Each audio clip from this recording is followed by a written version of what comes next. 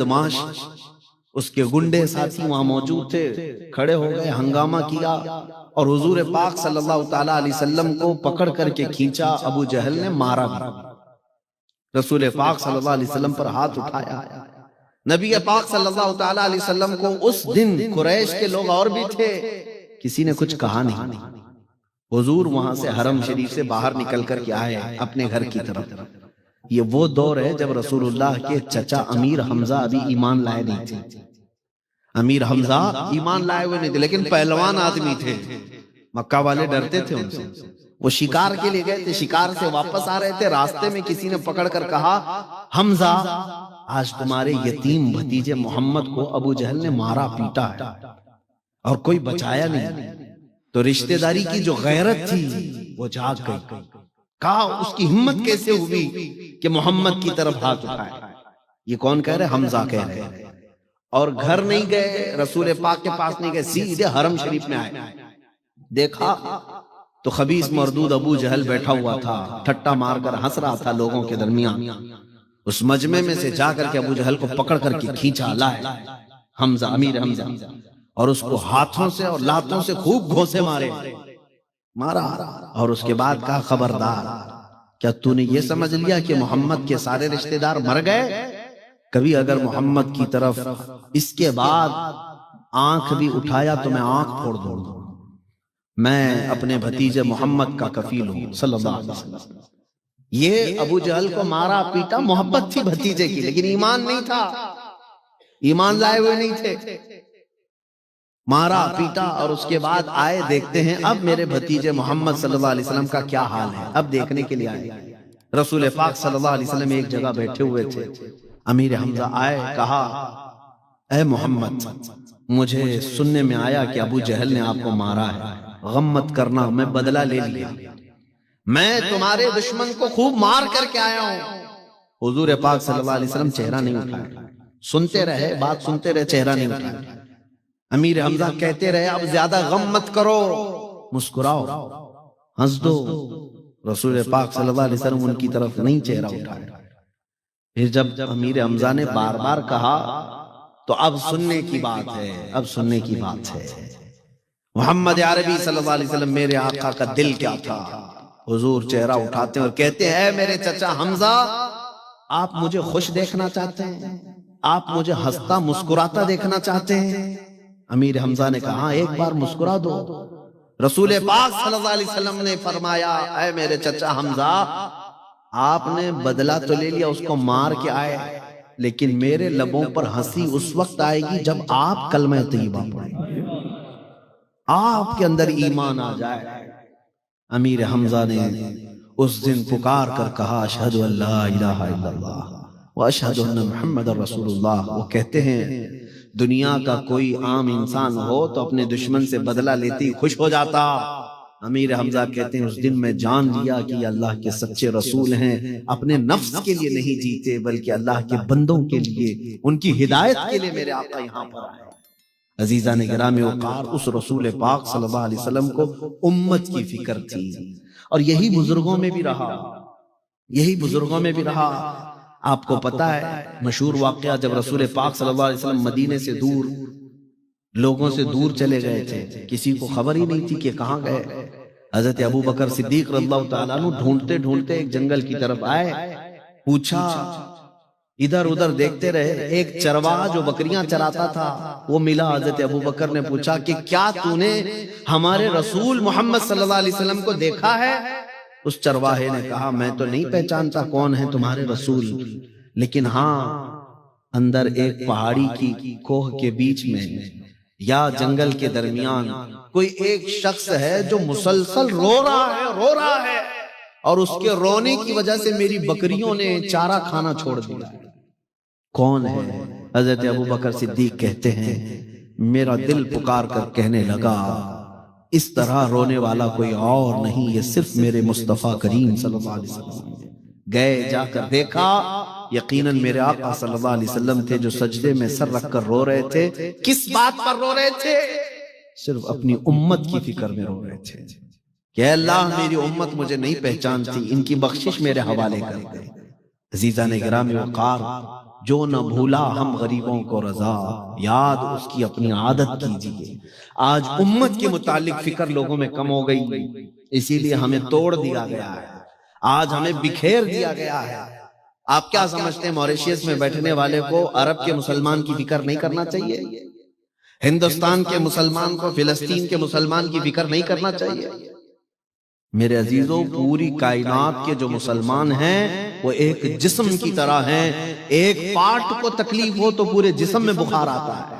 میرے آقا صلی اللہ علیہ وسلم نے فرمایا ہر ایک کے دل میں یہ فکر ہو، ہر ایک کے دل میں یہ احساس ہو، چاہے جتنی بھی دور رہتا ہے وہ کالا ہے کہ گورا ہے، ناٹا ہے کہ لمبا ہے، لیکن ہے تو میرے رسول کا امتی۔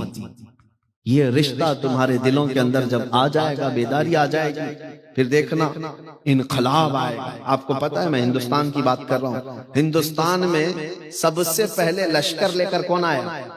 سرکار غریب نواز رضی اللہ تعالیٰ عنہ تو بہت بعد میں، سن 90 ہجری میں حضور کی وفات کے 80 سال بعد ہندوستان میں 10,000 کا لشکر لے کر سب سے پہلے آنے والا جو شخص تھا وہ محمد بن قاسم، اور ان کی ایج کیا تھی پتہ ہے؟ 19 سال کا جوان، 19 ایئرز، ٹین ایج کا نوجوان، اور 10,000 کا لشکر لے کر کے آیا تھا۔ کیوں آیا تھا پتہ ہے آپ کو؟ ہندوستان فتح کرنا، جھنڈے گاڑنا یہ نہیں، بلکہ ایک حادثہ ہو گیا تھا۔ کچھ عورتیں مسلمان حج کے لیے جا رہی تھیں، اور اس وقت وہاں ایک راجہ تھا، راجہ دابر سنگھ، اس کے گنڈوں نے یہ عورتوں کو قید کر لیا، ان کا مال لوٹ لیا، ان کی عزت پر حملہ کیا۔ تو عورتیں پکار کر کہنے لگی کوئی ہے ہمارا بھائی جو ہماری مدد کو آئے؟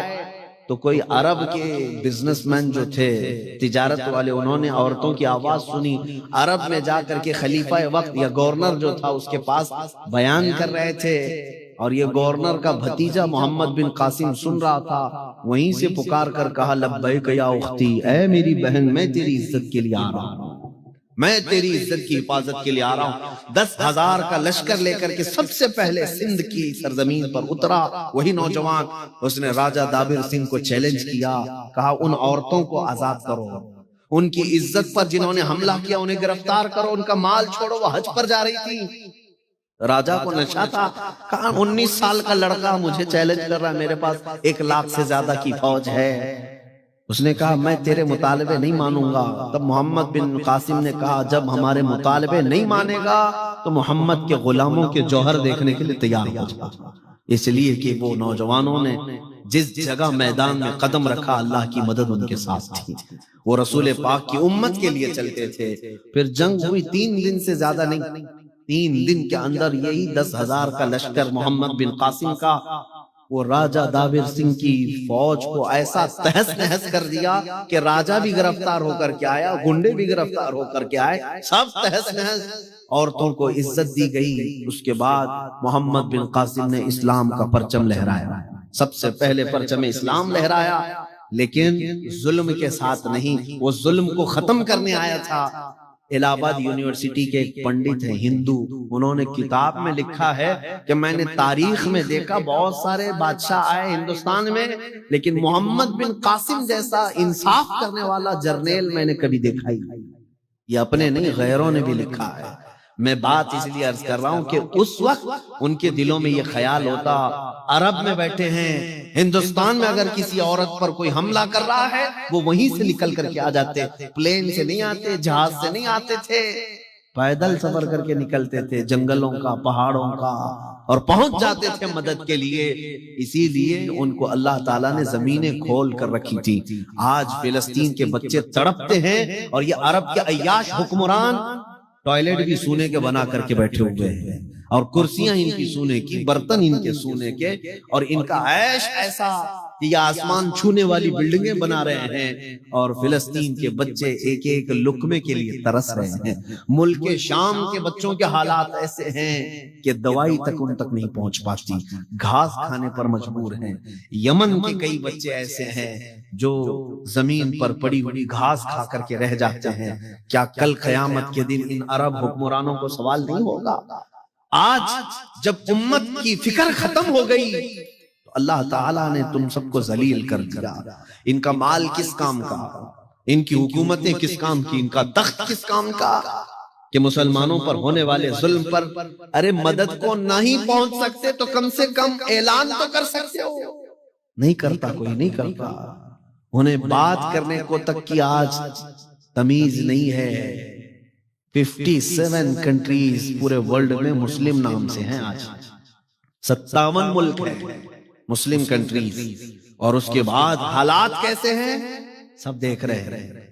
تو میرے عزیزو اس بات کو سمجھ لو کہ جن کے دلوں میں احساس ختم ہو گیا وہ ایمان بھی جا رہا ہے، ایمان بھی جا رہا ہے. چہرہ مسلمان بنا لینے سے صرف مسلمان نہیں ہوتا، دل کے اندر. اسی لیے علامہ اقبال نے کیا خوب کہا تھا کہ خرد نے کہہ دیا لا الہ تو کیا حاصل، دل و نگاہ جو مسلمان نہیں تو کچھ بھی نہیں.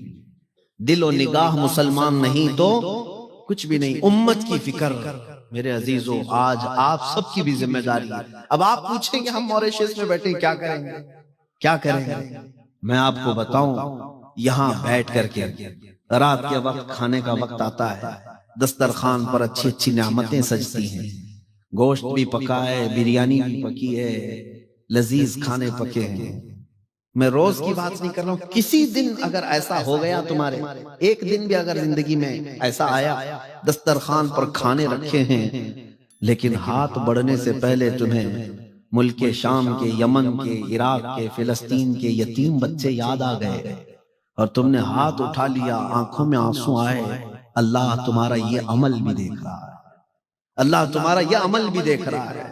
بارگاہ الہی میں یہ تو کہہ سکتے ہو کہ مولا حالات مجھے وہاں تک پہنچنے نہیں دیتے لیکن دل میرا روتا ہے، مولا تیرے حبیب کی امت پر رحم فرما. اگر تم نے اتنا بھی کہہ دیا تو یہ بھی فکر امت ہے، یہ بھی امت کی فکر ہے کہ اگر تم اپنے گھر میں بیٹھ کر کے بھی ان کا درد کا احساس کرتے ہو، آنکھیں بھیگ جاتی ہیں، اللہ تمہارا یہ عمل بھی دیکھ رہا ہے. میرے عزیزو ایسا تو نہ ہو کہ ادھر بچوں کی چیخیں نکل رہی ہیں. میں خود عراق میں ہر سال جاتا ہوں، بغداد شریف 11ویں میں، اور کبھی سال میں 2 مرتبہ ہوتا ہے. وہاں کے مقامی لوگوں سے تعلقات ہو گئے، کئی ہمارے دوست ہیں وہاں کے ساتھی، وہ کہتے ہیں کئی مرتبہ ایسے حالات آئے کہ جنازہ اٹھانے کے لیے 4 لوگ بھی نہیں ملتے، 2 لوگ لے کر کے جنازہ چل پڑتے ہیں. اتنے جنازے، اتنے جنازے. بغداد میں ایک میدان تھا جس میں پہلے لوگ فٹ بال کھیلتے تھے، اور چند سالوں کے بعد جا کر کے دیکھ رہے تو میدان پورا قبروں سے بھر گیا، پورا قبروں سے بھر گیا، کوئی فٹ بال کا میدان نہیں ہے. اتنی قبریں، اتنی قبریں، موت عام ہو گئی، موت عام ہو گئی. میں 3-4 سال پہلے، لاک ڈاؤن سے پہلے کی بات کر رہا ہوں، 11ویں شریف ہم تو اپنے اپنے گھروں میں خوب پکا پکا کے کھاتے ہیں اور ثواب سمجھتے ہیں. میرے عزیزو پہلے سے پیٹ بھرا ہوا ہے، پھر کھا کر کے کون سا ثواب؟ انٹرٹین کرتے ہو نیاز کے نام پر. ہاں کھانا کھلانا ثواب ہے، لیکن کس کو؟ جس کے گھر میں پہلے سے کھانا بنتا ہے اسی کو کھلا کے ثواب. اس تک ہمارا کھانا ہی نہیں پہنچتا جس کے گھر میں روٹی بھی نہیں بنتی. غریب اور مسکین کو کھلانے کا حکم اسلام میں ہے، پیٹ بھرے ہوئے لوگوں کے لیے نہیں ہے. ان کا تو پہلے سے پیٹ بھرا ہے، ان کے پاس کھانا پہلے سے ہے. ہمارے نیاز کا سسٹم کیا ہے، لنگر کا سسٹم کیا ہے؟ سارے وہی لوگ کھاتے ہیں جن کے گھر میں 4 ٹائم کھانا بنتا ہے اور نیاز کھاتے ہیں، اور نیاز کرنے والے سمجھتے ہیں بہت ثواب کا کام ہے، بہت ثواب کا کام ہے. میرے عزیزو ثواب کا کام سرکار غوث اعظم عبد القادر جیلانی رضی اللہ تعالیٰ عنہ فرماتے ہیں سب سے نیک کام بھوکوں کو کھلانا، ننگوں کو پہنانا. بات سمجھیں، دونوں کو مکس کر کے بتایا گیا. بھوکوں کو کھلانا، ننگوں کو پہنانا، یہ دونوں کو جمع کر کے کیوں کہا گیا؟ اس لیے کہ وہی بھوکے کو کھلاؤ جس کے پاس کپڑے پہننے تک کی بھی نوبت نہیں ہے، جس کے پاس اتنا مال بھی نہیں. وہ زمانے کی بات تھی، لیکن آج اگر غریب ملتا ہے تو اسے کھلائیں، نہیں تو ان تک اپنا مال پہنچائیں. میں جو بات کر رہا تھا کمپلیٹ کرتا ہوں. 4 سال پہلے ہم وہاں پر جا کر 11ویں جو کرتے اپنے کھانے کے لیے 1 مرتبہ بنا لیتے ہیں، ٹھیک، لیکن باقی سارے بکرے ذبح کر کے ریفیوجی کیمپ میں، جہاں پر جنگ میں جن کے گھر تباہ ہو گئے ان کے گھروں پر جاتے ہیں، گوشت کے ٹکڑے تقسیم کرتے ہیں. بہت سارے لوگ کرتے ہیں. ہم بھی گئے تھے، میں یہ تجربہ آپ کو بتا رہا ہوں، آنکھیں آج بھی ہماری ڈبڈبا جاتی ہیں جب گوشت کے ٹکڑے لے کر ہمارا ڈرائیور پہنچا، وہاں بچوں کو اعلان، پوری جھوپڑیاں لگی ہوئی تھی کہ لوگوں گوشت آ گیا ہے تمہارے گھر، سارے گھروں سے بچے عورتیں سب نکل آئے، ہمارے ہاتھوں سے وہ گوشت ایسے چھین کر کے بھاگتے تھے جیسے کوئی چیل کوے چھین کے بھاگتے تھے۔ آج اس حالت پر امت مسلمہ کو کون لایا؟ کیا یہ میرے رسول کی امت نہیں ہے جس کو ایسا بھکاری بنا دیا گیا؟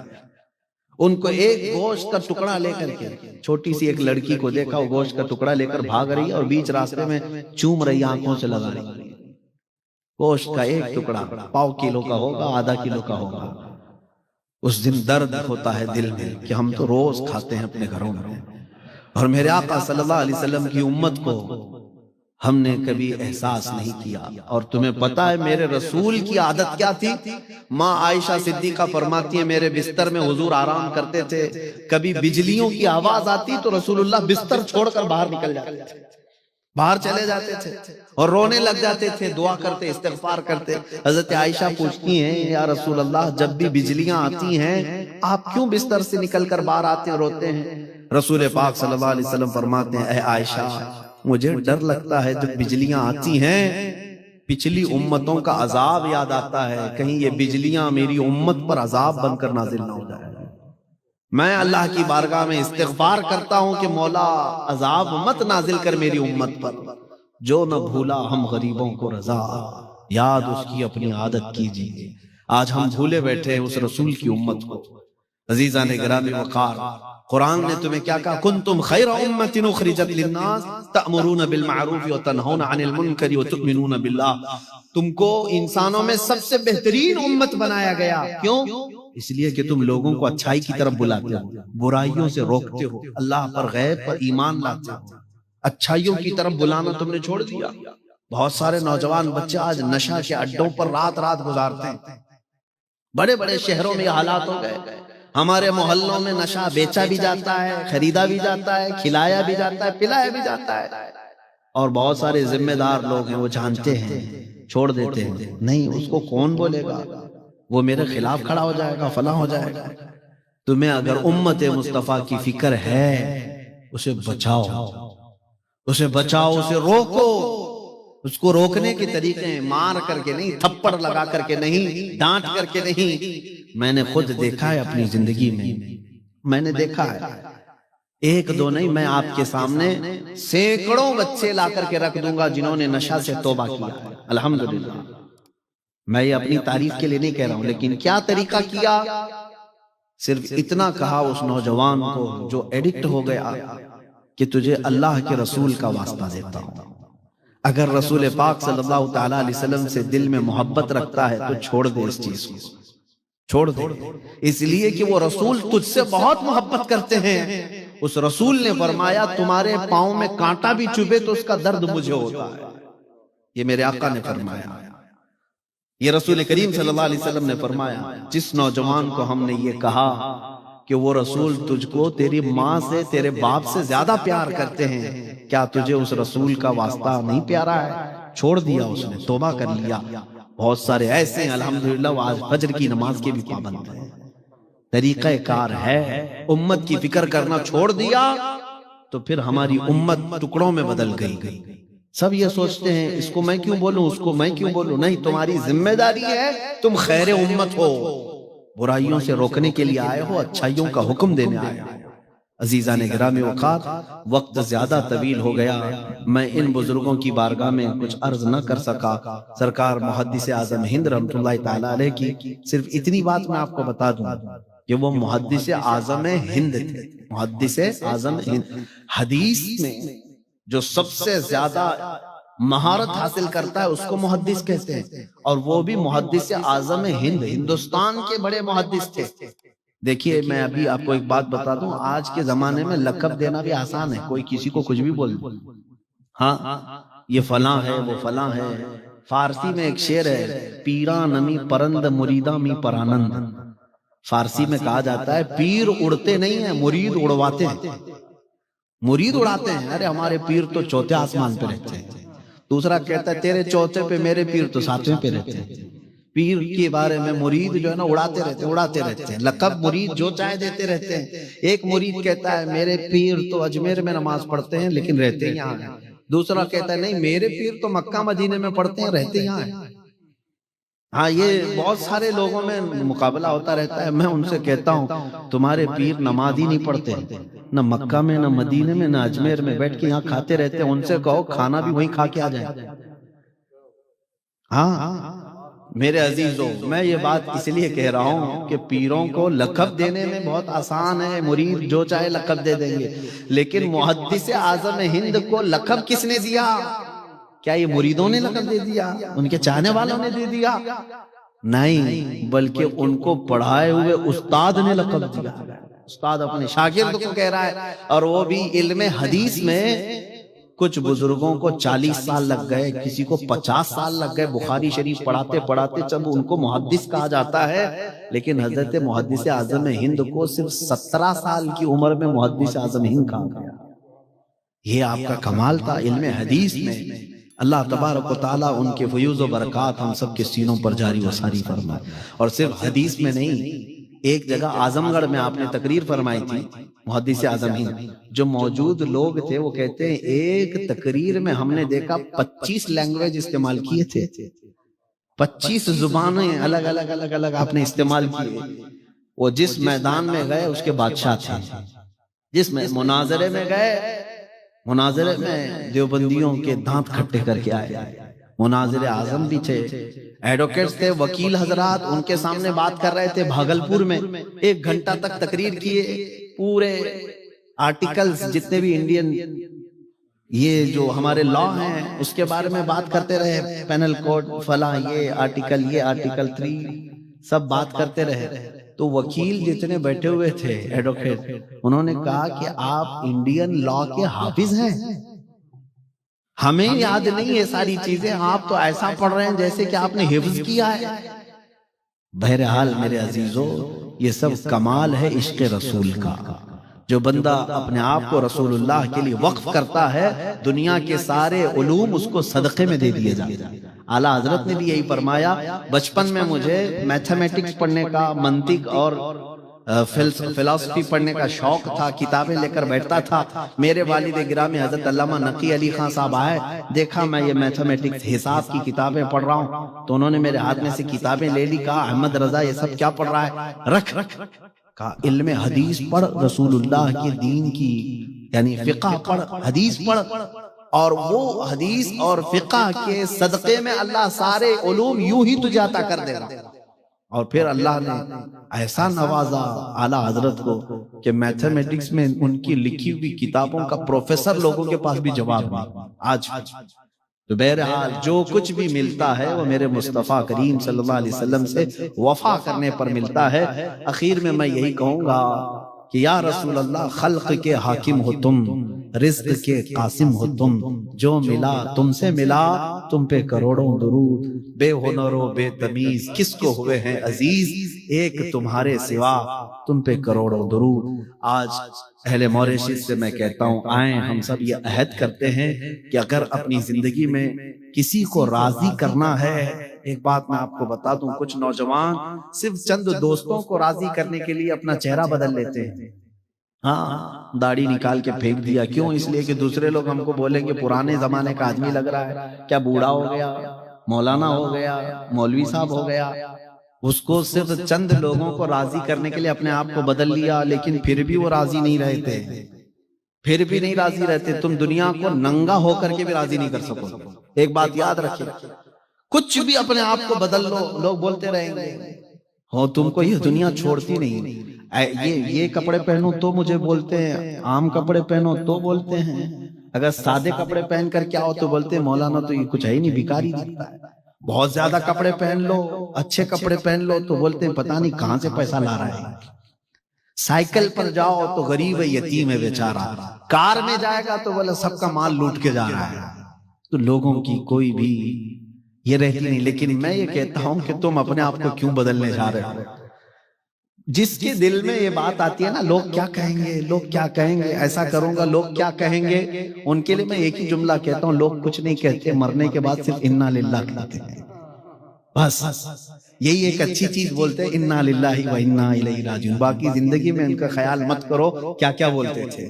لوگوں کے لیے جیتے رہو گے تو یہ لوگ کتا بنا دیتے ہیں، کچھ بھی بنا دیتے ہیں، لیکن اگر آپ کو راضی کرنا ہو تو مدینے کے تاجدار کو راضی کرو، اس لیے جو بہت جلدی راضی ہوتے ہیں۔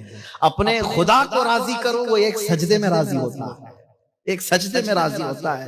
باقی دنیا کو راضی کرتے کرتے لوگ تھک گئے، لیکن دنیا راضی نہیں ہوتی، اور اگر ایک راضی ہو گیا تو دوسرا ناراض ہے۔ آپ محلے میں رہتے ہیں، پورے محلے کو راضی کر کے دکھاؤ، چیلنج ہے میرا۔ ہاں آپ کیا سمجھتے ہیں نہیں ہو سکتا؟ میں اپنے لیے کہہ رہا ہوں، میں اپنے لیے کہتا ہوں، سننے والے ہمارے لاکھوں ہوں گے، لیکن گالیاں دینے والے بھی، نفرت کرنے والے بھی۔ تو اگر میں ان نفرت کرنے والوں کو دیکھوں تو اپنے آپ کو بہت کچھ ادھر ادھر کرنا پڑ جائے گا۔ مجھے شیخ سعدی رحمت اللہ علیہ کی وہ بہت اچھی بات یاد آتی ہے کہ آپ سے کسی نے کہا کہ آپ کو فلاں برا بولتا ہے، فلاں برا بولتا ہے، اس کا بھی تو کچھ جواب دو۔ انہوں نے کہا تھا مجھے جو پیار کرتے ہیں ان کے لیے میرے پاس ٹائم نہیں، نفرت کرنے والوں کو کہاں ٹائم ہے؟ پہلا حق تو ان کا ہے، جو چاہتے ہیں ان کا حق ہے۔ میرے عزیزو، ہم بچپن میں ایک چیز پڑھتے تھے، میں صرف یہ اس لیے کہہ رہا ہوں، کوئی لطیفہ نہیں، اپنے آپ کو کچھ نوجوان صرف اس لیے چینج کرتے ہیں کہ دنیا میں اچھا لگوں، دنیا میری تعریف کرنے لگے۔ تم اپنے آپ کو چینج کرتے ہو لیکن پھر بھی گالی کھاتے ہو، پھر بھی برا۔ تم نے اپنے ہیئر سٹائل الگ کر لیے، ہاں لباس کا سٹائل بدل لیا کسی کو راضی کرنے کے لیے، لیکن ایک راضی ہوا دوسرا بولتا ہے ارے کیسے کپڑے پہنا ہے۔ تمہاری یہی زندگی گزر جائے گی، کوئی نہ کوئی تم میں عیب لگاتا رہے گا۔ بچپن میں ہم نے کتاب میں ایک بات پڑھی تھی کہ بیچارے ایک شوہر بیوی گدھا لے کر کے جا رہے تھے، تو شوہر نے بیوی کو بٹھایا، گدھا خود پکڑ کے جا رہا تھا، عورت ہے ساتھ میں اس کو سوار کرے۔ چوک پہ بیٹھے ہوئے لوگ کمنٹس کرنے لگے بیوی کا غلام جا رہا ہے، عورت کا غلام ہے، عورت کو بٹھایا خود چل کے جا رہا ہے۔ اس کو بات بری لگی، عورت کو اٹھایا خود بیٹھ کے جانے لگا۔ تھوڑی دور آگے جانے کے بعد کچھ لوگوں نے دیکھا اور کہا ظالم آدمی ہے، عورت کو چلا رہا ہے خود بیٹھا ہوا، خود بیٹھا ہوا۔ وہ بیچارہ اتر گیا، کہا کہ نہیں چلو کوئی نہیں بیٹھے گا، دونوں چل کے جاتے ہیں۔ تیسری جگہ کچھ لوگ بیٹھے تھے، انہوں نے کہا کتنے بیوقوف ہیں، سواری ہے پھر بھی چل کے جا رہے ہیں، سواری ہے ساتھ میں لیکن پھر بھی پیدل جا رہے ہیں۔ اس نے کیا کہا اب ایک ہی چیز باقی رہتی، گدھے کو اٹھا کے لے جاؤ۔ اب کیا بچا؟ لوگوں کی باتوں سے بچنے کے لیے لاسٹ چیز بچی، گدھے کو اٹھا لو۔ یہی حالت ہو جاتی ہے، جو لوگوں کے لیے اپنے آپ کو چینج کرتے ہیں انہیں آخر میں گدھا اٹھانا پڑ جائے گا، آخر میں گدھا اٹھانا پڑ جائے گا۔ اس لیے اس کا علاج کیا ہے؟ اس کی نہ دیکھو، اس کو راضی نہ کرو۔ بریلی کے امام نے یہ فرمایا آج لے ان کی پناہ آج مدد مانگ ان سے، ہاں آج لے ان کی پناہ آج مدد مانگ ان سے، کل نہ مانیں گے قیامت میں، اگر مان گیا انہیں جانا انہیں مانا، نہ رکھا غیر سے کام، للہ الحمد میں دنیا سے مسلمان گیا۔ تمہارے جسم پر کپڑے پھٹے ہوئے ہوں، پیوند لگا ہوا ہو، بال الجھے ہوئے ہوں، لیکن رسول کے لیے جیتے تھے، وہ رسول پاک کبھی یہ نہیں کہتے کہ اس کے کپڑے پھٹے ہوئے ہیں، اس کا جسم فلاں ہے۔ حضرت صہیب رومی یہ مکہ مکرمہ سے آ رہے تھے، ان کے ماں باپ کافر تھے، ان کو کہا تھا کہ ہم پورے مال سے تمہیں آگ کر دیں گے، انہوں نے کہا مال پورا لے لو۔ باپ نے گنڈوں کو لگایا یہ جب مدینے جائے گا اس کو مارنا، گنڈے آئے بیچ راستے میں بہت مارا، ان کی آنکھ پھٹ گئی، ناک پھٹ گئی، گھٹنے ٹوٹ گئے، لیکن پھر بھی وہ واپس مکہ جانا نہیں چاہتے تھے، مدینہ آنا چاہتے تھے ہجرت کر کے۔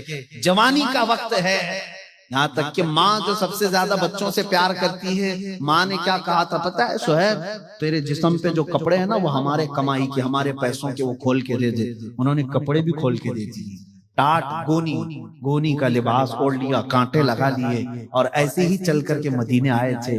کتنا لمبا سفر کر کے جب مدینے پہنچے، صحابہ کہتے ہیں رسول پاک صلی اللہ علیہ وسلم مسجد نبوی سے نکل کر کے گردن اونچی کر کر کے کسی کا انتظار کر رہے تھے۔ صحابہ نے پوچھا یا رسول اللہ کوئی قافلہ آ رہا ہے؟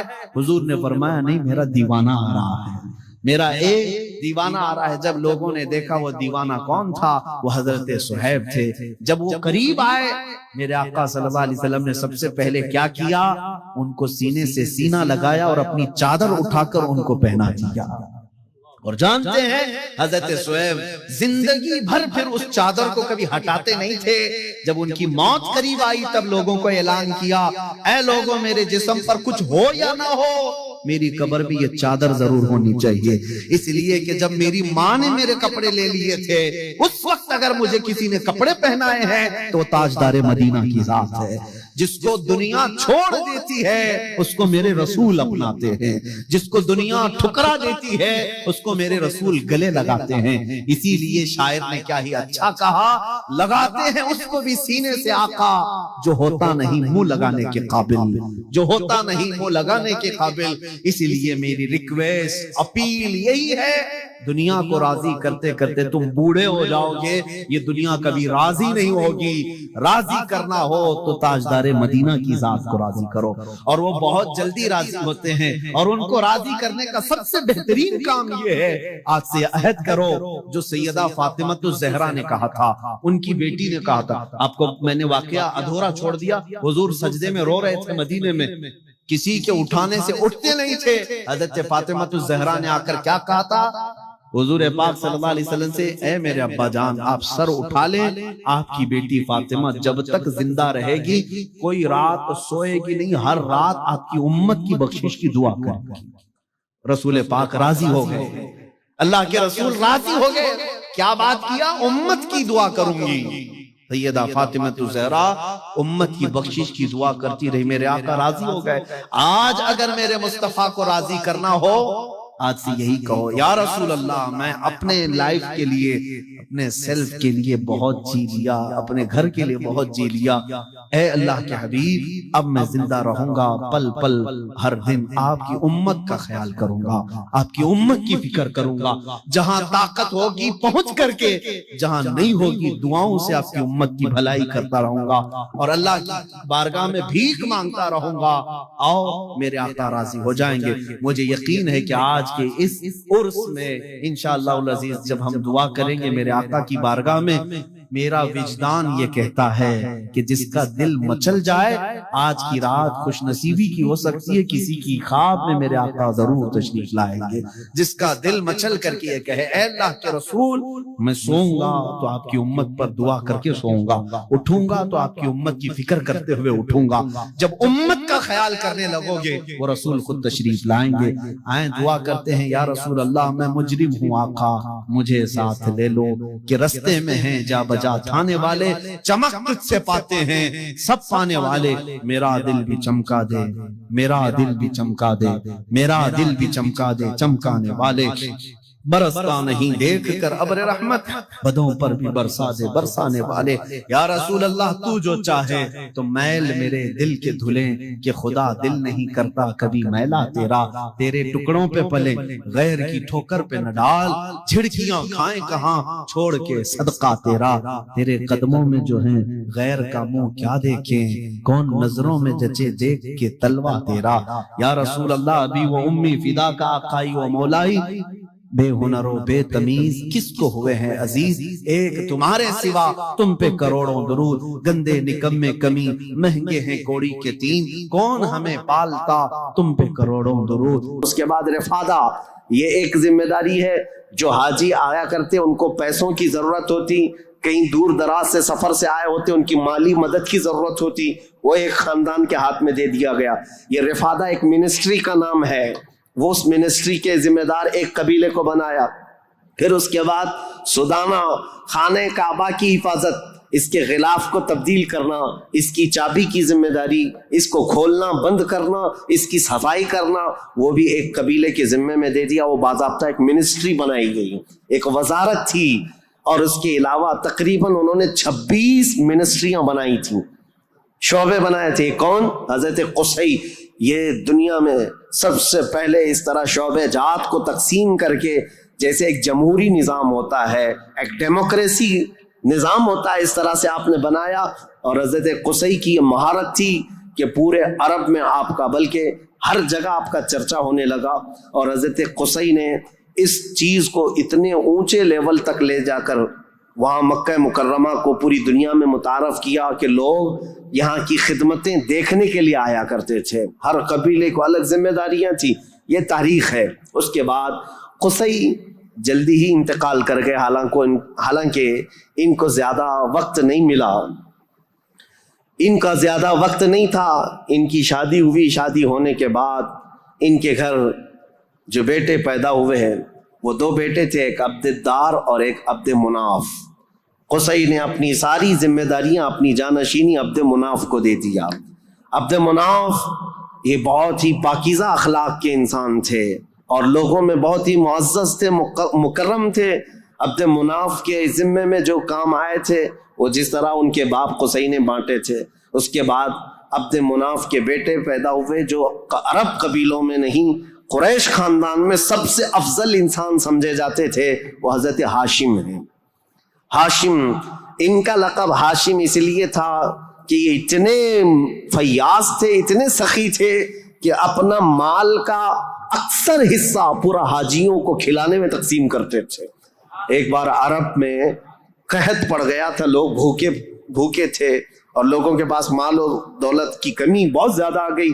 تو حضرت ہاشم نے سال بھر روٹیوں کے ٹکڑے کر کے ان کو شوربے میں ڈبو کر لوگوں کو پیٹ بھر کر کھلاتے تھے. اس لیے آپ کا لقب ہاشم ہوا. ہاشم اس ذمہ داری کو اس طرح سے سنبھالتے ہیں کہ خانہ کعبہ کی تولیت وغیرہ عبد الدار کے پاس تھی.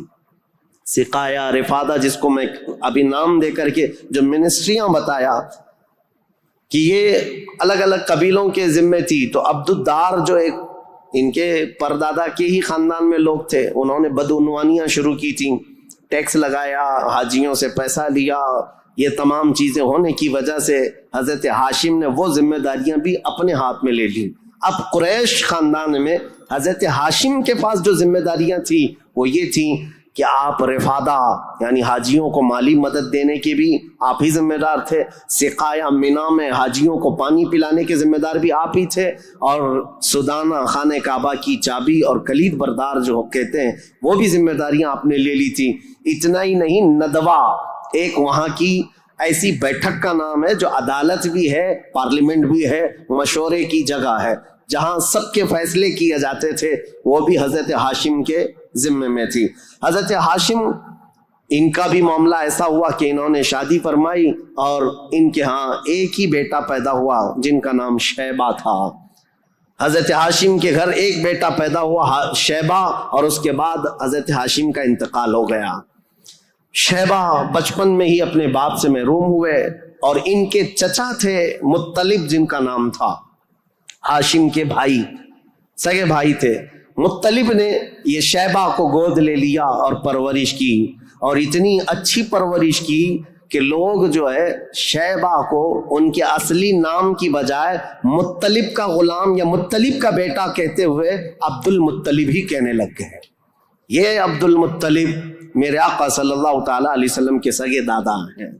عبد المطلب، ان کا اصل نام شیبہ ہے. اب یہ خانہ کعبہ کی تولیت کی ذمہ داری سب سے لمبے عرصے تک سنبھالنے والے یہی ہیں. کافی لمبا ٹائم ان کو ملا. عبد المطلب کے زمانے میں ہی وہ اصحاب فیل کا واقعہ پیش آیا جو ابرہہ بادشاہ خانہ کعبہ کو ڈھانے آیا تھا. یہ حضرت عبد المطلب کے زمانے میں پیش آیا. حضرت عبد المطلب کے بھی تقریباً کافی اولاد ہوئیں، بیٹے ہوئے 12 کے قریب ان کی بھی اولاد ہوئیں. آپ نے ایک منت مانی تھی کہ اگر میں اپنے سارے بچوں کو جوانی کے حالت میں دیکھ لوں تو ان میں سے ایک بیٹا اللہ کی راہ میں قربان کر دوں گا. جب سارے بچے آپ کے جوان ہو گئے تو حضرت عبد المطلب خانہ کعبہ کے پاس گئے اور اس کے بعد آپ نے قرعہ اندازی کی اپنے بیٹوں کے نام نکال کر کے کہ کس بیٹے کا نام نکلے گا جس کو قربان کیا جائے. تو آپ نے جب قرعہ اندازی کی تو آپ کے چھوٹے بیٹے حضرت عبداللہ کا نام نکلا. قربانی کے لیے حضرت عبداللہ کا نام نکلا. حضرت عبد المطلب کے وہ سب سے زیادہ محبوب تھے، نور نظر تھے. آپ نے سارے لوگوں سے مخاطب ہو کر کے کہا کہ اس مسئلے کو کیسے حل کریں، تو سارے لوگوں نے کہا کہ اللہ رب العزت کے معاملات اللہ کے حوالے اس کو چھوڑ دو۔ پھر آپ نے خواب میں دیکھا کہ اس کا معاملہ ایسا ہے کہ اپنے اس نور نظر محبوب بیٹے کی قربانی کی بجائے ان کی جگہ 100 اونٹ قربان کر دیے جائیں، تو 100 اونٹ قربان ہوں گے لیکن آپ کے بیٹے کی قربانی بھی مان لی جائے گی کہ آپ نے بیٹے کو بھی قربان کیا۔ آپ نے حضرت عبداللہ کی جگہ پر 100 اونٹ قربان کیے۔ اسی لیے تو میرے آقا صلی اللہ علیہ وسلم نے ایک حدیث میں فرمایا ہے انا ابن الذبیحین، اے لوگوں میں 2 ذبیحوں کا بیٹا ہوں، ایک ذبیح اسماعیل علیہ السلام ہے، دوسرے ذبیح میرے باپ عبداللہ ہے۔ یہ رسول اللہ صلی اللہ علیہ وسلم نے فرمایا کہ اب یہ حضرت شیبہ حضرت عبد المطلب جو خانہ کعبہ کی تولیت کو سنبھالتے رہے، یہ تاریخ یہاں تک آئی۔ آل اسماعیل ہیں، یہ اسماعیل علیہ السلام کی اولاد۔ تاریخ کو میں نے شروع کیا تھا حضرت ابراہیم علیہ السلام سے، پھر اب حضرت عبد المطلب رضی اللہ تعالیٰ عنہ خانہ کعبہ کی تولیت سنبھالتے رہے، اور اس کے بعد اپنے سارے بیٹوں کی شادیاں کی۔ ان میں اپنے چھوٹے بیٹے حضرت عبداللہ کی شادی آپ نے کہ ایک قبیلہ جو مدینہ طیبہ میں آباد تھا وہب بن عبد مناف کا، ان کی بیٹی حضرت آمنہ سے کی، جو سب سے معزز قبیلے کی خاتون تھیں، پاکیزہ تھیں، طیبہ تھیں، طاہرات تھیں۔ رسول پاک صلی اللہ تعالیٰ علیہ وسلم کی والد ماجد عبداللہ نے حضرت آمنہ سے شادی کی۔ یہ شادی بھی بڑی مشہور شادی ہوئی کیونکہ حضرت عبداللہ کو کئی عورتیں دیکھتی تھیں اور شادی کی خواہش رکھتی تھیں۔ مکہ میں کئی لوگوں نے پیغامات دیے تھے، اور اس کے بعد جب حضرت آمنہ سے انہوں نے شادی کی تو ایک خاتون ہے جو حضرت عبداللہ کی شادی کے لیے بہت کوشش میں لگی تھی، انہوں نے حضرت عبداللہ کو دیکھا اور اس کے بعد کہا شادی کے بعد تمہاری پیشانی پر کوئی چیز چمکتی تھی وہ اب نظر نہیں آتی ہے، پہلے میں دیکھا کرتی تھی، جس پر میں گرویدہ تھی میرے عزیزوں، وہ چمک اور وہ نور کوئی اور نہیں، میرے مصطفیٰ کا نور نبوت تھا جو آدم علیہ السلام سے چلتا ہوا آیا ہے اور ان کے باپ حضرت عبداللہ تک آیا۔ پھر حضرت عبداللہ حضرت آمنہ سے نکاح کر کے رہ رہے تھے، اور تجارت کی غرض سے آپ حضرت عبداللہ ملک شام کی طرف جا رہے تھے۔ درمیان میں جو یثرب علاقہ تھا، آج کا وہ مدینۃ المنورہ ہے، وہاں حضرت عبداللہ کو کچھ بیماریاں ایسی لگ گئیں، کیونکہ یثرب جو علاقہ ہے اس کو پہلے بیماریوں کا گڑھ کہا جاتا تھا، وہاں جو جاتا بیمار ہو جاتا تھا۔ اس وقت انہوں نے وہاں کا سفر کیا تھا اور بیماریاں لگ گئی، اور آنے سے پہلے آپ کا انتقال ہو گیا، عبداللہ کا انتقال ہو گیا، حضرت عبداللہ کا۔ اور پھر چند ماہ گزرے تھے، 6 مہینے کے بعد پورے عالم میں جو ایک عجیب کیفیت طاری تھی، عرب کی یہ تاریخ میں آپ کو بتا رہا ہوں کہ یہاں پر اب حالات کیا تھے۔ حضرت آمنہ کے گھر رسول پاک صلی اللہ تعالیٰ علیہ وسلم حمل سے ہیں، لیکن اس سے پہلے میں آپ پس منظر بتاتا ہوں، بیک گراؤنڈ بتاتا ہوں، دنیا میں کیا چل رہا تھا اس وقت، حالات کیسے تھے۔ اس کو میں ڈیوائیڈ کر کے اگر بتاؤں، سیاسی حالات اور مذہبی حالات۔ سیاسی حالات میں یعنی پالیٹکس کے اعتبار سے دیکھا جائے تو حکومت اور تسلط، قبضہ زیادہ کس کا تھا؟ اس دور میں سب سے بڑی 2 حکومتیں تھیں، ایک پرشین امپائر اور ایک رومن امپائر، روم کی حکومت اور فارس کی حکومت۔ ان دونوں کا بہت بڑا اثر و رسوخ تھا، پوری دنیا کی بات کر رہا ہوں، یہ سپر پاور طاقتیں تھیں۔ عرب میں بعض لوگ پرشین امپائر کے انڈر میں کام کرتے تھے، بعض لوگ رومن امپائر کے انڈر میں کام کرتے تھے۔ مذہب کے اعتبار سے ہم بعد میں بات کرتے ہیں۔ اب یہ حالات تھے کہ حکومت اور تسلط، قبضہ، سیاسی اثر و رسوخ سب سے زیادہ یہ 2 حکومتوں کا تھا، جس کی وجہ سے آئے دن نئی نئی جنگیں ہوتی تھی۔ رومن امپائر یہ چاہتی تھی کہ دنیا پورا قبضہ کر لیں، پرشین امپائر یہ چاہتے تھے کہ پوری دنیا ہم قبضہ کر لیں۔ اس آڑ میں 2 سپر پاور کے ٹکراؤ میں پوری دنیا میں جنگیں روز روز چلتی رہتی تھی۔ یہ حالات تھے سیاسی۔ عرب لوگوں کی خود کی کوئی حکومت نہیں تھی، ان کی خود کی کوئی حکومت نہیں تھی، لیکن وہی مکہ مکرمہ سے جو ان کے خاندانی حالات کی سرداری چلتی تھی بس۔ لیکن دنیاوی حکومت کے اعتبار سے یہ لوگ پرشین امپائر کے انڈر میں کام کرتے تھے یا پھر رومن امپائر کے انڈر میں کام کرتے تھے۔ یہ 2 طرح کی حکومتیں چل رہی تھی۔ اب مذہبی حالات کے اعتبار سے دیکھا جائے تو میں 4 حصوں میں تقسیم کرتا ہوں پوری دنیا کو۔ 4 हिस्सों में। फारस जिसको आज पर्शिया के हैं आप, ईरान जो आज के दौर का है, इसकी सरहदें और भी बड़ी थी, बुलंद थी। पर्शिया या जिसको उस वक्त पर्शियन एम्पायर कहा जाता है, मजहबी हालात क्या थे इनके? मजहबी हालात इतने खतरनाक थे कि इनके यहाँ शुरू से कभी एक खुदा का तस्वुर आया ही नहीं। ये शिरक में ही मुब्तला रही कौम है, हमेशा बुतों की, हमेशा आग की परस्तिश करने में सबसे ज्यादा मशहूर कौम है ये पर्शिया के लोग, यानी फारस के लोग। आग की पूजा में इनका कोई नाम निशानी नहीं था। 1000 साल तक एक आग को बुझने नहीं देते थे लोग। इस तरह कई बुतकदे थे, कई आतिश कदे थे। ये फारस के इलाके में ये हालात थे कि एक खुदा का तो तस्वुर ही नहीं था, और गलबा ऐसा था कि जो हाकिम होता था उसकी इबादत की जाती थी, जो माल वाला है उसके सामने सजदे होते थे, जिसकी ताकत है उसके सामने झुक जाए। ये हालात पर्शिया के थे। और रोमा के हालात क्या थे? जो रोमन एम्पायर है, रोम, यहाँ पर ईसाई ज्यादा तौर पर आबाद, उस जमाने में भी थे, पहले से भी, क्योंकि ईसा अलैहिस्सलाम के बाद उनके हवारियों के जरिए से जो दीन फैला वो रोमा में ज्यादा था। जो आज का इटली है, यूनान है और जॉर्जिया वगैरह के इलाके, आज ये सब रोमन एम्पायर के अंडर में थे और यहाँ ईसाई ज्यादा थे। लेकिन ऐसे ईसाई कि असल ईसाई दीन को उन्होंने मस्ख कर दिया था, खत्म कर दिया था। जो दीन इलाही था, अल्लाह का दीन था, ईसा अलैहिस्सलाम जो लाए थे, उसको इन्होंने इतना खलत मलत कर दिया था कि ईसा अलैहिस्सलाम के जगह जगह मुजस्समे, स्टैचू बनाए हुए थे। मरियम अलैहिस्सलाम, सैयदा मरियम रज़ियल्लाहु ताला अन्हा को उन्होंने साथ में पूजना शुरू कर दिया। तसलीस का अकीदा, ट्राइनिटी जिसको ये कहते हैं, 3 खुदाओं का तस्वुर इनके घर में रवाज पा गया था। पूरे रोमा में यही था।